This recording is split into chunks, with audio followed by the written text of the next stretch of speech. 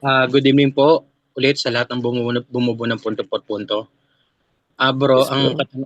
ang katanungan ko po, kasi, tulad ng may mga kaibigan ako na nagpakamatay, tapos rin may mga kakilala ako na, ah, sa tingin ko lang, yung hanggang sa kamatayan nila,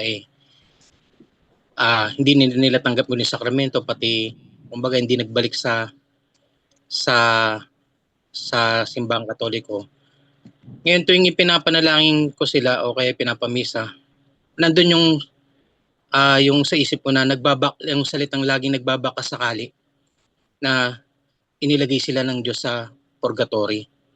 Mm. Nandun yung laging piniisip ko, nagbabakasakali nandun sila kasi hindi ko naman nakita ang langit. Ngayon ang tanong ko po, para masigurado na na ma mapunta po sila dun sa purgatorio o maligtas sila, puwede po ba nating ipanalangin sila, ng prayer for sa kanilang conversion? Kasi 'di ba po ang Diyos ay omnipresent? Yun, so kakaiba rin yung kanyang tanong dahil kailangan ba daw ipagdasal ang mga protestanteng namatay na walang natanggap na sacraments? Pero ang idadasal is prayer for conversion. Ano ang sagot ng simbahan to? Basahin natin So ito is, sabi dito, can a Catholic pray for those Protestants who died without accepting sacraments? Prayer for conversion. Ito yung sagot. Yes, a Catholic can and should pray for Protestants or any non-Catholics who have died without receiving Catholic sacraments. So yung pwede mo ipagdasal yung mga namatay na walang natanggap na sakramento. Pwede mo ipagdasal yon, asking God to be merciful to them and to bring about whatever purification or grace they still need, and ultimately to save them, because the Church prays for the dead in the communion of saints. Praying for the dead is part of Catholic faith. The Catechism teaches that in the Church communion with the dead, Catholics offer suffrages, prayers, and helps for the dead that they may be loosed from their sins. So, gawain ng Katoliko po yan, na ipagdasal ang mga namatay, Katoliko man o hindi Katoliko. It also teaches that from the beginning, the Church honored the dead and offered prayers, especially the Eucharistic sacrifice, so that being purified, they may reach the beatific vision. And it grounds this in Christian intercession.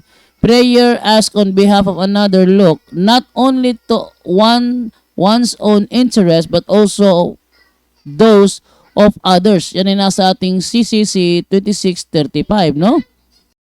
Since Abraham, intercession asking on behalf of another has been characteristic of a heart attuned to God's mercy. In the age of the Church, Christian intercession participates in Christ as an expression of the communion of saints. In intercession, he who prays look not only to his own interest but also to the interest of others, even to the point of praying for those who do him harm. Ngayon, ito naman tayo sa for conversion. What this means after death, no? Catholics, Catholics do not claim to know the exact spiritual situation of each person who has died, but praying for them to be loosed from sins fits the Church's understanding of what prayer for the dead is for. Classically, Catholic theology explains that suffrages for the dead help them in ways that do not mean we can reverse their eternal destiny at will. Hindi pwede i-reverse, no? Pati magawa para i-reverse yan. Rather, they can mean a diminution of punishment or other forms of help, since the dead can no longer help themselves as the living can. So you may pray for their grace, mercy, and purification, and ultimately that God will bring them to salvation without presuming they're already beyond hope. A further nuance about Protestants, If the deceased Protestant was baptized, Catholic teaching holds that baptism establishes a real, though imperfect, communion with the Catholic Church that supports praying for them who with confidence in Christ's power and God's mercy. Yan ay nasa CCC 1271 at CCC 1032. O simple prayer you can pray something like, Lord God, in your mercy, receive our departed Protestant brothers and sisters. If they still need purification, grant them relief and peace. Draw them near close to you, to Christ, and bring them to the fullness of your kingdom. Let your will be done and have mercy on them through Christ our Lord. Amen. So, ibig sabihin, the Catholic Church teaching is clear. Praying for the dead, asking God to help them and bring them to salvation is legitimate and encouraged even when someone did not receive the sacraments in the Catholic Church. Ibig sabihin, pwede silang ipagdasal, pero wag mong i-assume na sila ay mako-convert kasi tala na patay na eh. So, wala na yung conversion. Ang conversion, mangyayari lang yan during buhay pa ang tao. Pwede siya magbago, ayusin ang buhay niya. Yan ang conversion. Pero kung patay na, wala na siyang aayusin pa. Tapos na. Wala na siyang pagkakataon para ayusin ang buhay niya kasi patay na siya. So yung prayer for conversion, hindi yun naaangkop sa mga namatay na. Ang sa atin na lang, ang dasal ay para kaawaan sila at kahabagan sila. Yun lamang po. At inibigay na ngayon kay Brother Junior naman. Brother Junior, anong masasagot mo po tungkol sa tanong na ito? What you mean for the conversion? Mga patay ba yung sinasabi mo, bro? Or buhay? Patay na po. O paano, ba't mo pas na i-pray ng conversion, ipatay na sila, hindi na makakonvert yun. Patay na yun, hukom na agad yun. Ang turo ng simbahan, particular judgment na after nating mamatay, Hebrews 9:27, automatically, judgment agad yun. So, ano man ang maging hukom ng God sa kanila, hindi na saklaw yun sa conversion. Wala nang conversion sa kabilang buhay. Either impyerno, purgatory, or heaven lang yan. Wala nang conversion. Yung mga prayer natin, para yun sa purification, na mapadali ang kanilang purification kung sakaling nasa purgatory sila inilagay ni God. Yun ang tulong ng ating panalangin, hindi for conversion para sa mga papatay, kapatid ng Katoliko Kandado. Kasi bro, naisip ko, di ba ang Diyos ay hindi naman bound by time and space. Ngayon, it possible po ba na i-grant ng Diyos yung mga prayer ng for conversion kasi nga hindi siya bound ng time. Hindi nga bro, walang connection ang pagka-boundless ng Diyos sa time and space sa conversion ng mga namatay na. Walang connection yun. Anong meron sa boundless ng time ang Diyos? Namatay na, Boundless bro. ang Diyos sa time. Spiritual na yun. Oo, Kaya nga walang connection yun bro. yung mga anghel, bro, hindi na rin napatawad yan dahil nasa spiritual being na sila. So kapag kaya nga may kasabihan na ang dami na natin chance nung buhay tayo. Di ba? Napakarami, millions of chances. Actually, brother Angel, basahin natin tong Lucas 2, no? O Lucas, kapatid, kasi dito, malinaw dito na wala na talagang conversion sa second life, no? In Luke, Nasa spiritual being na yun, bro. Wala na. no? Sa Luke Hindi sa second life, 22, hindi sa second life yung yung Alin? tinutukoy ko kasi nga ang Diyos not bound by time and space. oo nga, pero bro, kahit pa, sabi ko nga, walang connection yung pagka-boundless ng Diyos sa time and space doon sa Nasa tao sinasabi yung mong free will, conversion sa mga namatay na. Walang connection, kahit pa boundless ang Diyos sa time and space, hindi naman yun saklaw na dahil boundless siya, bibigyan niya ng conversion yung mga namatay na. Walang walang connection yun. No, dito nga sa Lucas 22, basahin natin itong namatay na mayaman at yung mahirap. Tingnan natin dito. Maunawaan natin dito na wala ng conversion sa second life. No, sabi dito, sinasabi ko sa inyo, hindi na ako, ano nga ba yung yung Brother Angel, yung sa 16 bro. 16, no? 16, 22, 16 ang naano ko, 16 ito. Namatay ang pulubi at siya'y dinala ng mga anghel sa piling ni Abraham. Namatay rin ang mayaman at inilibing, so pares lang namatay. Sa gitna ng kanyang pagdurusa sa daigdig ng mga patay, natanaw ng mayaman si Lazaro sa piling ni Abraham. Kaya't sumigaw siya, "Amang Abraham, maawa po kayo sa akin. Utusan po ninyo si Lazaro na isawsaw sa tubig ang dulo ng kanyang daliri at basain ang aking dila dahil ako'y naghihirap sa apoy na ito." Ngunit sumagot si Abraham, "Anak, alalahanin mong nagpasasa ka sa buhay nung ikaw ay nasa lupa. At si Lazaro naman ay nagtiis ng kahirapan. Subalit ngayon ay inaalyo siya rito, samantalang ikaw na may nagdurusa riyan. Bukod dito, may malaking bangin sa pagitan natin, kaya't ang naririto ay hindi makapupunta diyan at ang mga naririyan ay hindi makapupunta rito." Ngunit sinabi ng mayaman, "Kung gayon po, Amang Abraham, ipinapakiusap kong papuntahin na lamang ninyo si Lazaro sa bahay ng aking ama. Sa aking 5 kapatid na lalaki, suguin po ninyo siya upang sila'y bigyang babala at nang hindi sila humantong sa dakong ito ng pagdurusa."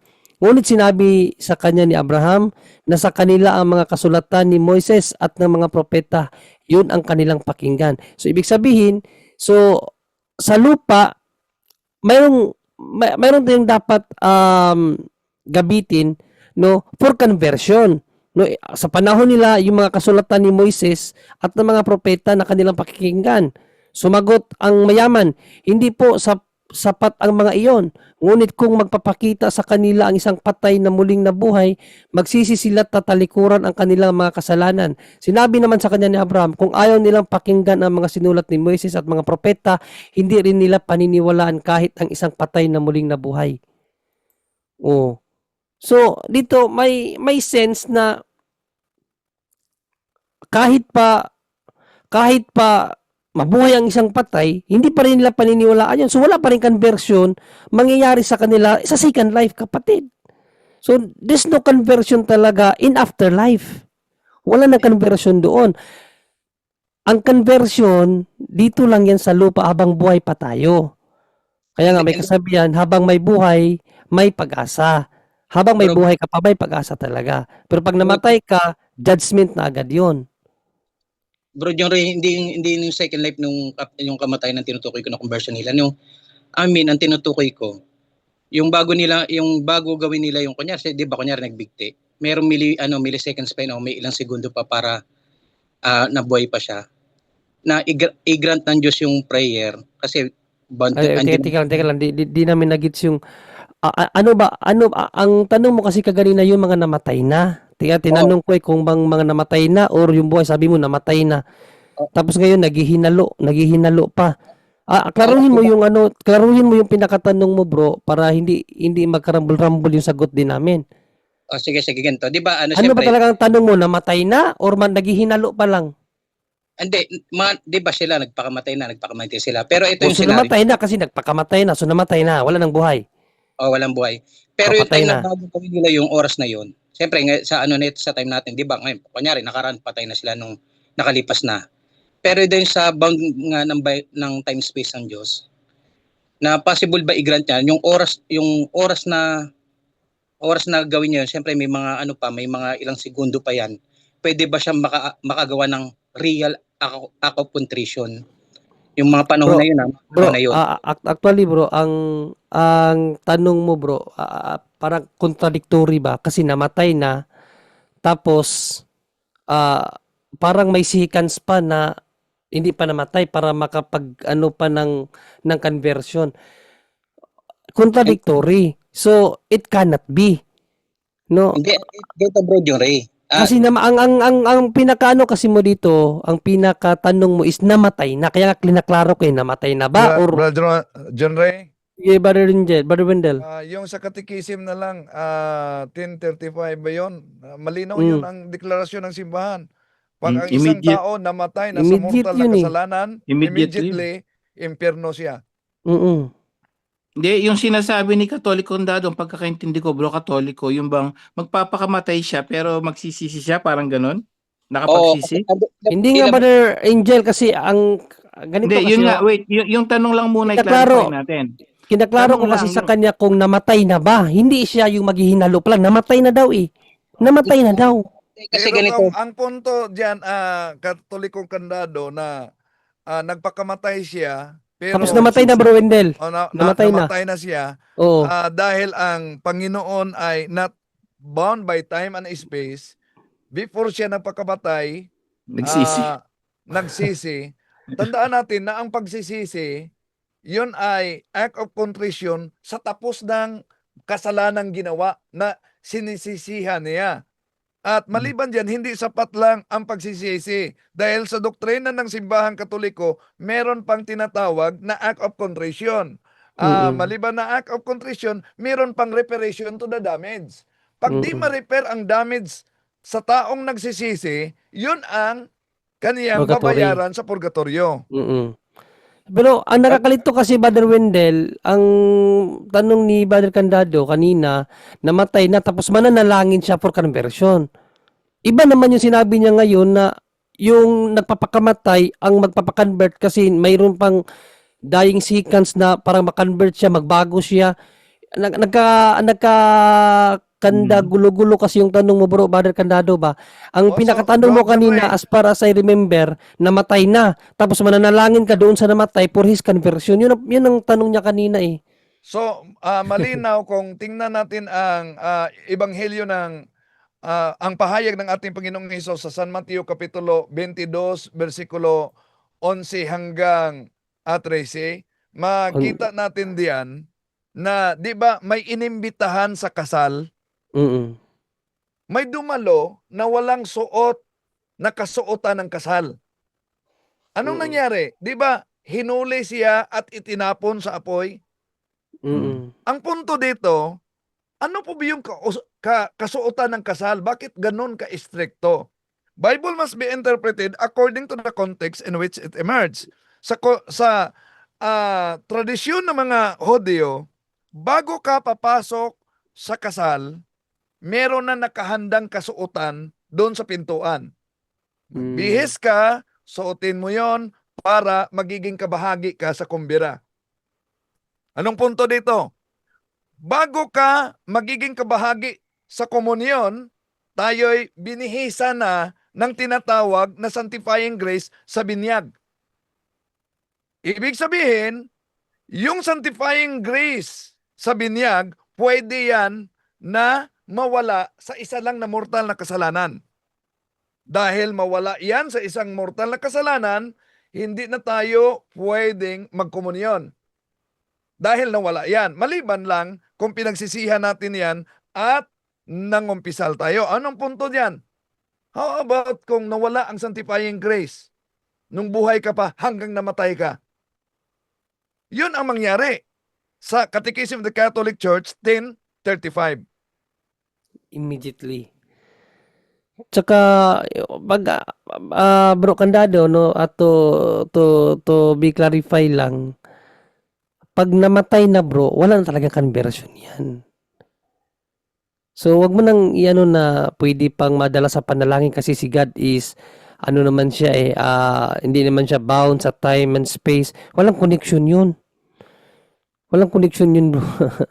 Kasi ang Diyos, pag namatay, automatically, hukom agad yan. No? Hebrews 9:27 at CCC 10:35. Who immediately, pag namatay ka na may mortal sin, immediately impyerno. Pero sa Hebrews 9:27, pag namatay ka, automatically, hahatulan ka ng Diyos. So ano man ang magiging hatol niya sa iyo, nasa Diyos na yun. May impyerno ka ba, langit, or purgatory. So yung panalangin natin bro, for ano na lang yun, for purification nila. Kung nasa purgatory man sila, mabilis ang kanilang purification. Hindi na sila magtatagal doon. Kaya nga need nila ng mga panalangin natin. Bro Candado? thank you bro kasi napag-isip rin ako kasi ano yan kasi narinig ko kay Father Chris Ailer yan Mm. na sinabi niyang ganun nga. Kaya parang nag-isip din nga rin ako may nandun nag-isip rin ako na ano na medyo theological nga rin at medyo malalim nga rin na ano. Kaya nagtanong din ako kasi Mm. medyo na Baka na mali lang yung pagdinig mo bro kasi hindi pwede kumontra ang theology ng simbahan sa Biblia eh. No? Baka namali ka lang ng pagkakinig pa. Hindi naman natin hindi ko sinasabi na di mo naunawaan. Baka namali ka lang ng pakinig. Kasi imposible 'yon na maliban na lang kung heretiko yung pari na yon. Sabi mo pari eh, no? Maliban na lang kung heretiko siya, sabihin niya na yung namatay na pwede pang i-convert. Wala mang turo ang simbahan na gano'n eh. Kasi ang turo ng simbahan immediately eh. Hahatulan ka kaagad. Pag namatay ka, hahatulan ka. Even in the Bible, pag namatay ka, hahatulan ka. Hebrews 9:27, basahin nilang natin ha. Hebrews 9:27. Itong Bible, salita ng Diyos to eh. Dugma to eh. Defidi to bro. Itinakda sa mga tao minsan lamang mamatay at pagkatapos sa ang paghuhukom. Nasaan ang conversion dyan? Ihuhukuman ka na eh. So yan ang mangyayari after na mamatay ang tao. So no more conversion at all sa mga namatay na. Brad John Ray, Brother Rendell. merong isang madre na kinikilala siya na banal talaga. At naniniwala ang buong kumbento, mga kasama niya, banal siya. Pero nagpakita siya sa kasama niyang madre. Ang pangalan ng madre, si Sister Teresa Gesta. Noong taong 1859. 1859 ha? Nagpakita siya. Ano nangyari? Sabi niya, kinikilala siyang banal. Pero sabi niya, nasa purgatorio ako. 40 years. Kinikilala yung banal. At nagbigay siya ng palatandaan na hanggang ngayon, nandun pa sa pintuan. Ito, makita ninyo, ang Hala. kamay ng naturang madre, Sister Teresa Gesta, no? Burning hand sa 1859 hanggang ngayon nandyan pa. So, kaya dapat talaga, totoo talaga yung Philippians chapter 12, Brad John Ray, ano yung mabasa natin? Philippians 2:12, basahin natin. Filipos 2:12. Ito ang ating mababasa mga kapatid. Kaya nga mga minamahal, tulad ng inyong buong pusong pagsunod noong ako'y kasama pa ninyo, lalo kayong maging masunurin ngayong ako'y malayo sa inyo. Pagsumikapan ninyong maging ganap ang inyong kaligtasan ng may lubusang paggalang at pag-ibig sa Diyos. So ang kaligtasan, kailangan talaga na pagsikapan natin with fear and trembling. Mm. Dahil sa mga nagsubaybay ngayon, naalala ninyo yung istorya sa buhay ni, totoo yung nangyari, istorya sa buhay ni Diocres. Yeah? Si Diocres ay isang doktor sa France ba yun? O sa France? Sa paaralan. At ang dami niyang mga natutulungan na paaral. Dami. Si Diocres. Makita ninyo yan. Tunay na buhay yan. Namatay siya. At nang namatay siya, inilagay siya sa kabaong. Pinarangalan pa siya sa simbahan. Pero, habang nagmisa, biglang umupo lang ang bangkay niya sa kabaong. Open kasi yon. 3 bisi siya may sinabi na ang makapangyarihang Diyos ay humatol sa akin. Sa pangalawa, ang makapangyarihang Diyos na humatol sa akin, napatunayan ako sa hatol. Pangatlo, at ako ay nasa impyerno ngayon. Takot ginawa ko. Tandaan natin, si Diocres, kilala siya na maraming natulungan niya. Marami siyang mga scholars. Iyon ay kita sa lahat. Pagkatapos niya sinabi yan, muli siyang humiga sa kabaong. Ano po ba ang leksyon diyan? Kahit pa ano ang ating mga mabubuting gawa, basta may tago tayong mortal na kasalanan. Our good works can be meritorious only in the eyes of God if we are in the state of grace. Anong mangyari? Pakibasa, Brad John Ray, Ezekiel 18:24. Ngunit kung ang isang taong matuwid ay magpakasama at gumawa ng mga kasuklam-suklam na gawain, hindi siya mabubuhay. Mamamatay siya dahil sa kanyang pagtataksil at sa kasalanang nagawa. Mawawalan ng kabuluhan ang lahat ng kabutihang ginawa niya noong una. Grabe pala pag mamuhay tayo sa mortal na kasalanan. Ang lahat nating mga kasalanan na mabuti magagawa, mabuting gawa ay mawawala sa mata ng Diyos. Kaya pagsikapan talaga natin na habang buhay tayo sa mundong ito, di natin mawala ang sanctifying grace na kailangan para tayo'y makapasok sa langit. Bakit kailangan ang sanctifying grace para makapasok sa langit? Ang langit ay supernatural world. Tayo ay nasa natural world. Ibig sabihin para maunawaan ninyo, halimbawa, ilang minuto lang pwede kayo sa ilalim ng tubig. Di ba? Imposible makaabot kayo ng 20 minutes sa ilalim ng tubig. Nangangailangan talaga kayo ng supernatural na kagamitan para makahinga doon. Anong gamitin niyo? Ang gamitin niyo, oxygen. Para manatili sa ilalim ng tubig. Ganon din sa langit. Nandito tayo sa natural world. Ang langit ay nasa supernatural world. Nangangailangan tayo na para makasama ang Diyos at yon ang sanctifying grace. Idagdag din natin dyan, no, bro, Katoliko Kandado, ang naintindihan ko rin sa'yo, baka sakali nagsisi siya, nagpakamatay, pero nagpakamatay pa rin eh. So kahit ano sabihin natin, 2:11 ng Santiago, huling verse na to, bro, Junri. Kasi kahit sabihin mong sabihin mo, ay nagsisi naman siya, pero nagpakamatay pa rin, bro eh. Commandment number 6 yun, huwag kang papatay, pinatay mo pa sarili mo. 3:15-16 ng unang Korinto, templo ng Diyos ang katawan, di bawal patayin eh. So yung sinasabi mo, paano kung nakapagsisi siya, pinatay nga sarili niya. 2:11, bro. Delikado kasi Ang talaga. lumalabag Yan sa isang utos kahit tumutupad sa iba ay lumalabag sa buong kautusan, sapagkat ang Diyos na nagsabing huwag kang mangangalunya ay siya ring nagsabing huwag kang papatay. Kung hindi ka naman nangangalunya ngunit pumatay ka naman, nilabag mo pa rin ang kautusan.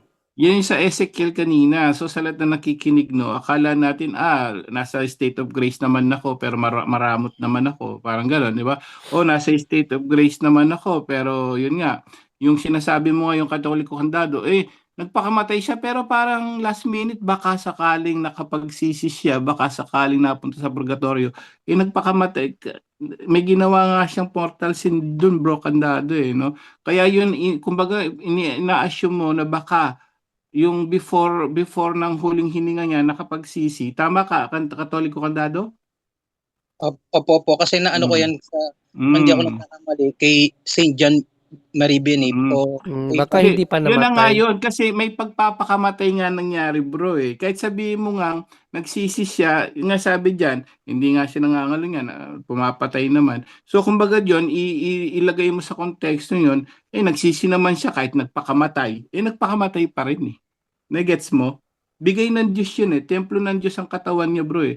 Kahit sabihin mo, last minute, yung huling hininga niya nakapagsisi, baka sakali. Nagpakamatay pa rin, bro eh. Dapat tingnan mo yung kung ano yun.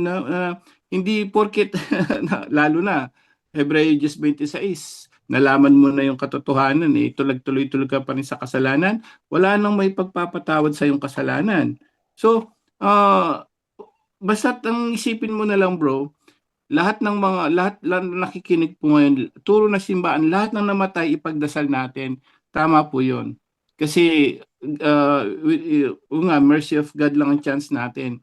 But yung sinasabi mo na ayon sa turo ng Biblia at simbahan, nagpakamatay pa rin eh. Kahit sabihin mo last minute nagsisisiguro or something, nagpakamatay pa rin eh. So may ginawa siyang matindi ron. na hindi niya dapat gawin. So para ma-relax ka, keep praying na lang po. Lahat po ng kahit protestante yan, sinasabi ng simbahan sa atin na lahat yan pwedeng ipagdasal. Bro, Katoliko? Sige po. Okay po. Thank you po. Okay, bro. Salamat. Basta ang malinaw dyan, Balikandado, pagpatay na, wala nang conversion doon na wala. hindi nakasali doon sa pagkaano ng Diyos.